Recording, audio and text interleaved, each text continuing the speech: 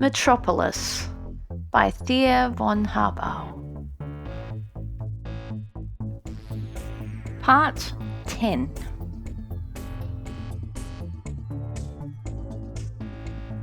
"Yes," said Josephat hoarsely, "but that was a dream.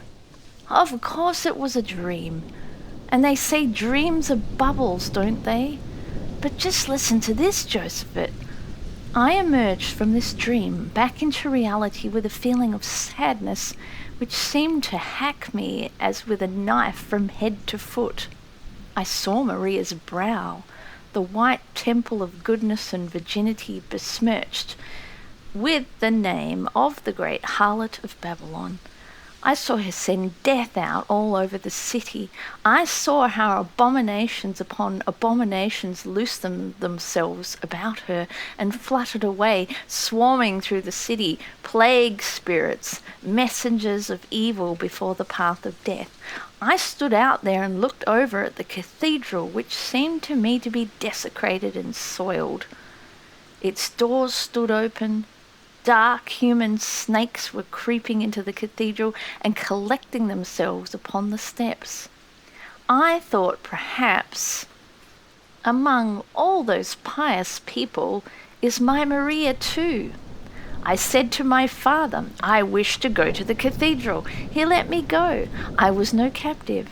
As I reached the cathedral, the organ was thundering like the trump of doom, singing from 1,000 throats. Dies irae. The incense clouded above the head of the multitude which was kneeling before the eternal God. The crucifix hovered above the high altar, and in the light of the restless candles, the drops of blood on the thorn-crowned brow of the Son of Mary seemed to come to life, to run. The saints in the pillar niches looked at me sadly as though they knew of my evil dream. I sought Maria. Oh, I knew quite well that all the thousands could not hide her from me. If she were here, I should find her out, as a bird finds its way to its nest. But my heart lay as if dead in my breast. Yet I could not help looking for her. I wandered about the place where I had already waited for her once before. Yes, so may a bird wander about the place where was its nest, which it cannot find again because the lightning or the storm has destroyed it. And when I came to the side niche in which death stands as a minstrel playing upon a human bone, the niche was empty. Death had disappeared. It was as though the death of my dream had not returned home to his following. Do not speak, Josephat. It is really of no importance, a coincidence. The carving was perhaps damaged. I do not know. Believe me, it is of no importance. But now a voice yelled out, "Repent, the kingdom of heaven is at hand." It was the voice of Desertus, the monk. His voice was like a knife. The voice peeled bare my spine. Deathly stillness reigned in the church. Among all the thousands round about, not one seemed to breathe. They were kneeling, and their faces, pale masks of horror, were turned towards the preacher. His voice flew through the air like a spear. "Repent, the kingdom of heaven is at hand." Before me, by a pillar, stood a young man, once a fellow member of mine, of the Club of the Suns. If I had not personally experienced how vastly human faces can change in a short time, I should not have recognized him. He was older than I, and was, it is true, not the happiest of us all, but the gayest.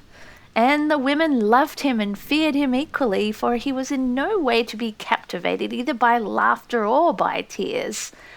Now he had the 1,000-year-old face of men who, yet living, are dead. It was as if a cruel executioner had removed his eyelids, that he was condemned never to sleep, so that he was perishing of weariness. But it surprised me more than all to find him here in the cathedral, for he had been all his life long the greatest of scoffers. I laid my hand on his shoulder. He did not start. He only just turned his eyes, those parched eyes. I wanted to ask him, "What are you doing here, Jan?" But the voice of the monk, that awful spear-hurling voice, threw its sharpness between he and me. The monk Desertus began to preach. Fred had turned round and came to Joseph with violent haste, as though a sudden fear had taken him. He sat down by his friend, speaking very rapidly with words which tumbled over each other and streaming out. At first he had hardly listened to the monk. He had watched his friend and the congregation, which was still kneeling, head pressed to head, and as he looked at them it seemed to him as though the monk were harpooning the congregation with his words, as though he were throwing spears with deadly barbed hooks, right down into the most secret soul of the listeners, as though he were tugging groaning souls out of bodies quivering with fear. "Who is she?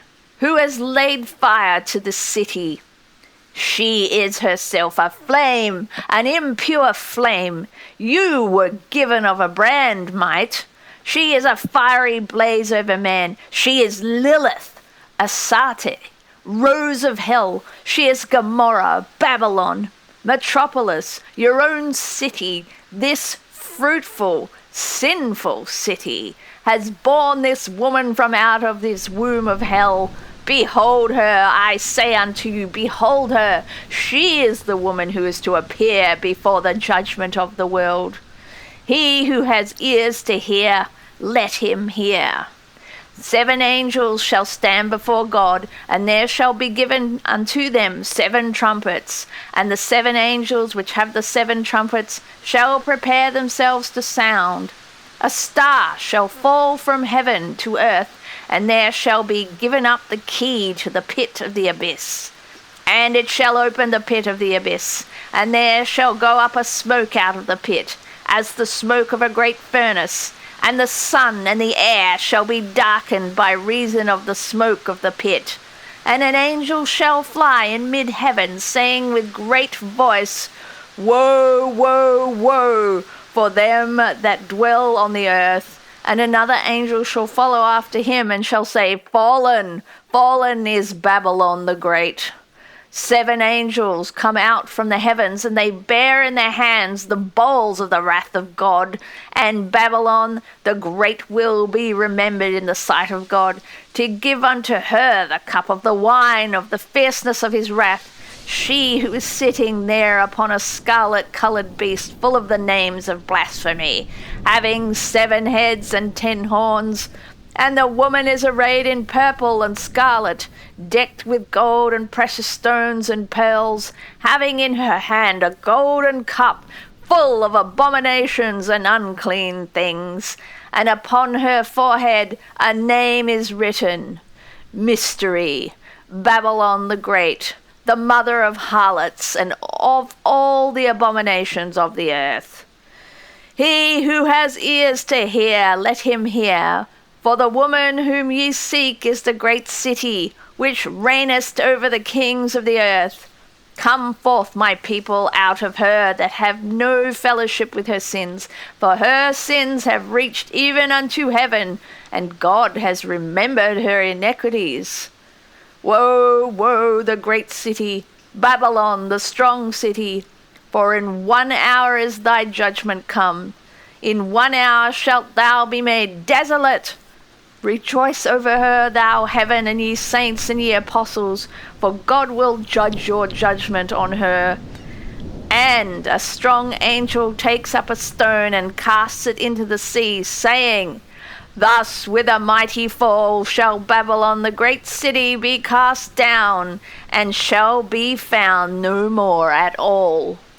He who has ears to hear, let him hear. The woman who is called Babylon, the mother of the abominations of earth, wanders as a blazing brand through Metropolis. No wall and no gate bids her halt, no tie is sacred. An oath turns to a mockery before her. Her smile is the last seduction. Blasphemy is her dance. She is the flame which says, God is very wrath. Woe unto the city in which she shall appear. Freda bent across to Jan. Of whom is he speaking? He asked with strangely cold lips. Is he speaking of a person? Of a woman? He saw that brow of his friend was covered with sweat. He is speaking of her, said Jan, as though he were speaking with paralyzed tongue. Of whom? Of her. Don't you know her? I don't know, said Freda. Who you mean? And his tongue, too, was heavy and as though made of clay. Jan gave no answers. He had hunched up his shoulders as though he were bitterly cold. Bewildered and undecided, he listened to the intermediate rolling of the organ. Let us go, he said tonelessly, turning around. Freda followed him. They left the cathedral. They walked along together in silence for a long time. Jan seemed to have a destination of which Freda did not know. He did not ask. He waited.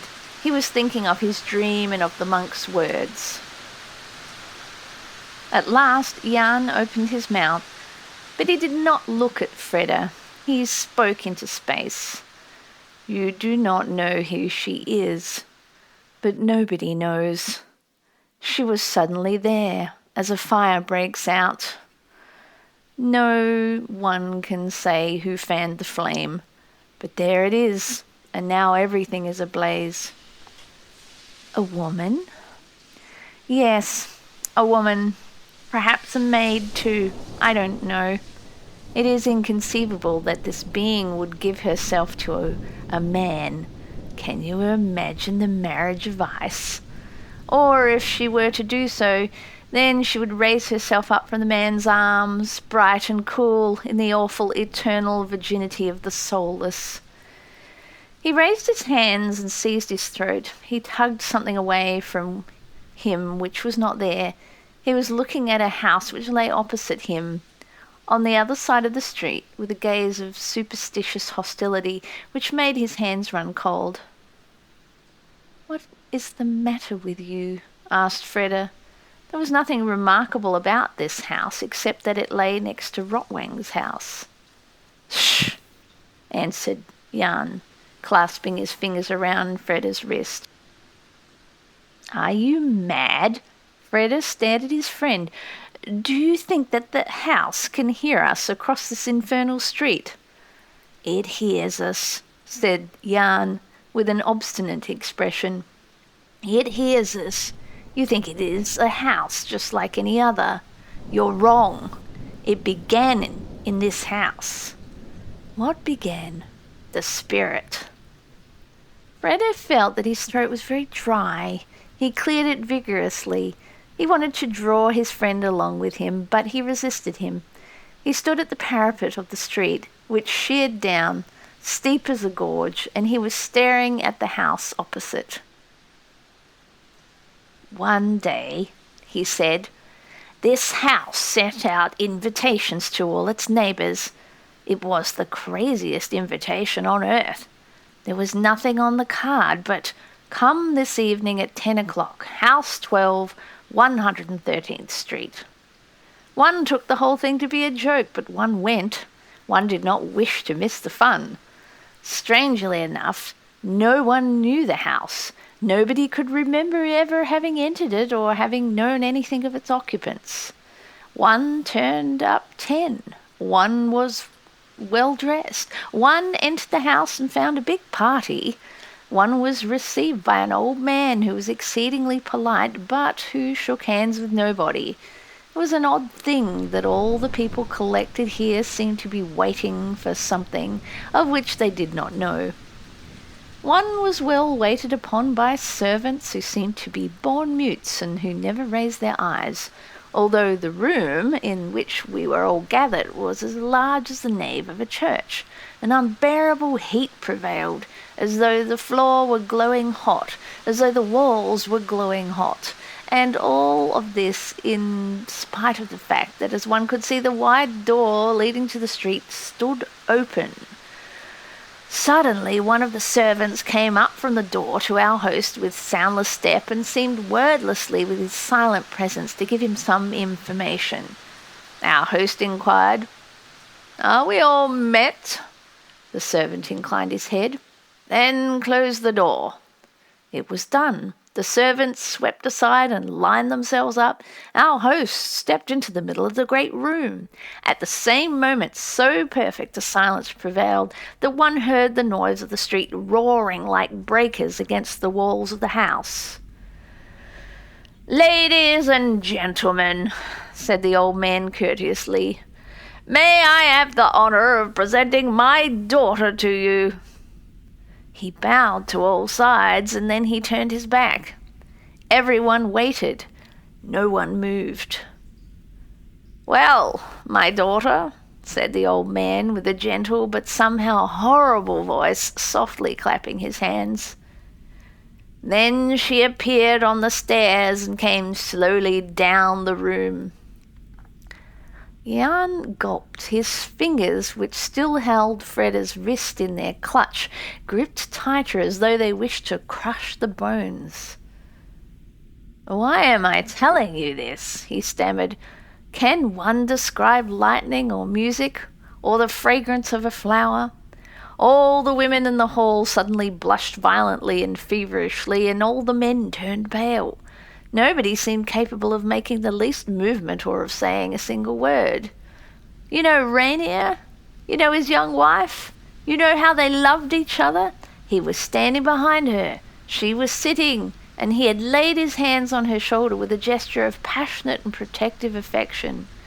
As the girl walked by him, she walked, led by the hand of the old man, with gentle ringing steps slowly through the hall. Rainer's hand slipped from his wife's shoulders.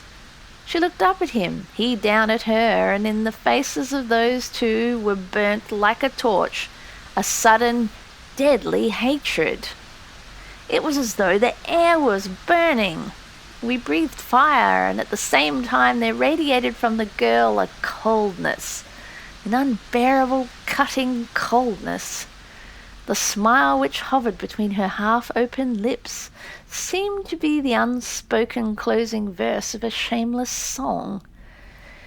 Is there some substance through the power of which emotions are destroyed as colours are by acid? The presence of this girl was enough to annul anything and everything which spells fidelity in the human heart, even to the point of absurdity. I had accepted the invitation of this house because Tora had told me she would go too. Now I no longer saw Tora, and I have not seen her since. And the strange thing was that among all these motionless beings who were standing there as though benumbed, there was not one who could have hidden his feelings. Each knew how it was with the other. Each felt that he was naked and saw the nakedness of the others. Hatred born of shame smouldered amongst us. Tora was crying. I could have struck her. Then the girl danced. No, it was no dance. She stood, freed from the hand of the old man, on the lowest step facing us, and she raised her arms about the width of her garment with a gentle, a seeming never-ending movement. The slender hands touched above her hair parting. Over her shoulder, her breasts, her hips, her knees, there ran an incessant, a barely perceptible trembling. It was no frightened trembling. It was like a trembling of the final spinal fins of a luminous deep-sea fish. It was as though the girl were carried higher and higher by this trembling, though she did not move her feet. No dance, no scream, no cry of an animal in heat could have so lashed an effect as the trembling of this shimmering body, which seemed in its calm, in its solitude, to impart the waves of its incitement to every cynical soul in the room. Then she went up the steps, stepping backwards with tentative feet, without lowering her hands, and she disappeared into a velvet deep darkness. The servants opened the door to the street. They lined up with backs bent. The people sat motionless. "Good night, ladies and gentlemen," said the old man. Jan was silent. He took his hat from his head. He wiped his forehead. "A dancer?" said Freda, with cold lips. "But a spirit?" "Not a spirit. I will tell you another story. A man and a woman of 50 and 40, rich and very happy, have a son. You know him, but I'll not mention any names. The son sees the girl. He is as though mad. He storms the house. He storms the girl's father. 'Let me have her. I'm dying for her.'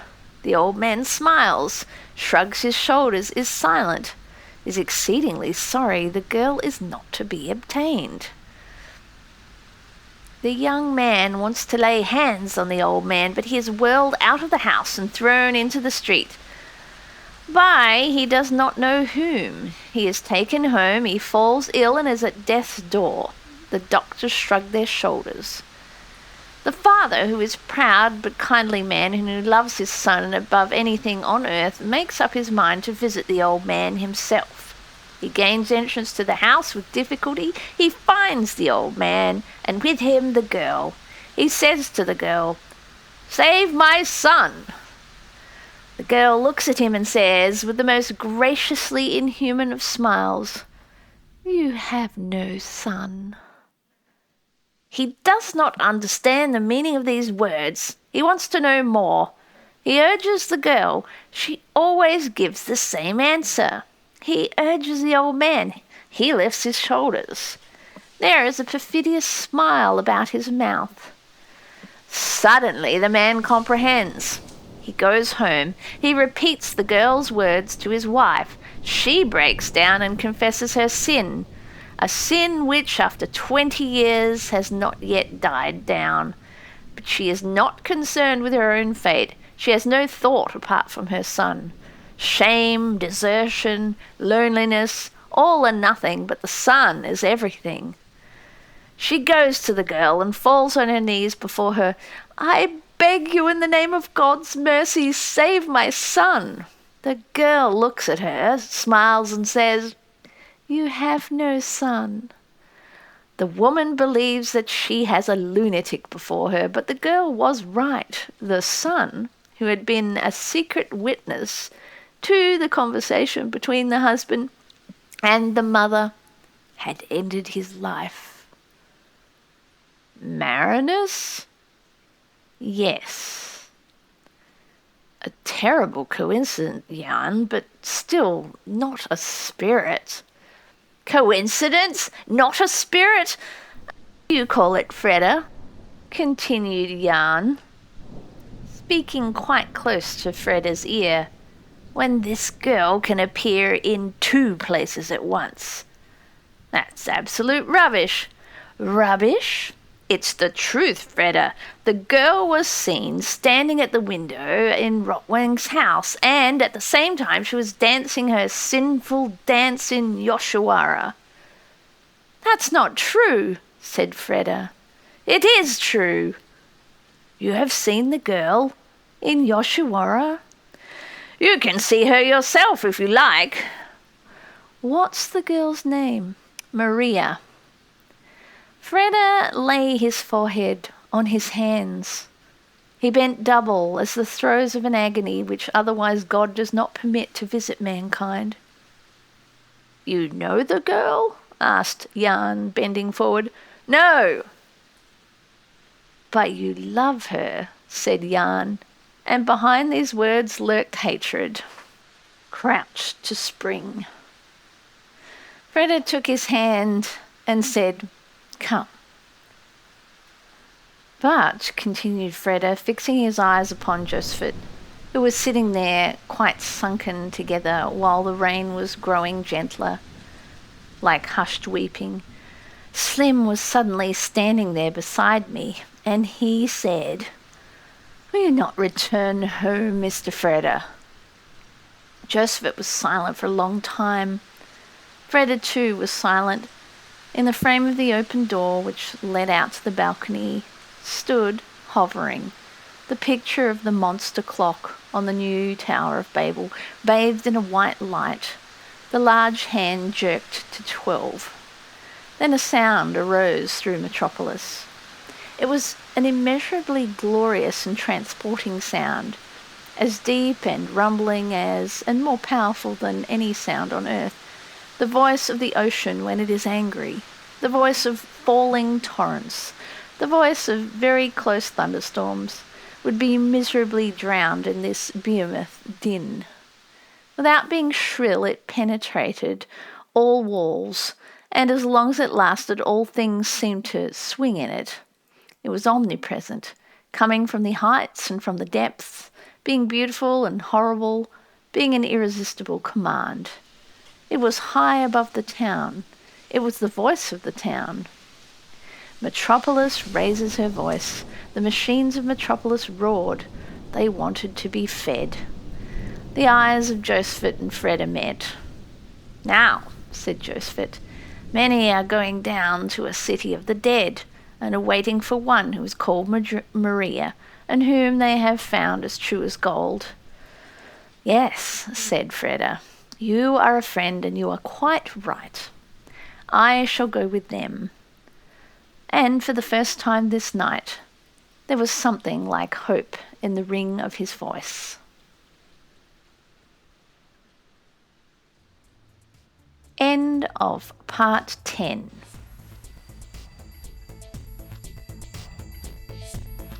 If you are enjoying these audiobooks, please take the time to subscribe, press like, leave a comment, or share this channel with your friends who also enjoy listening to audiobooks.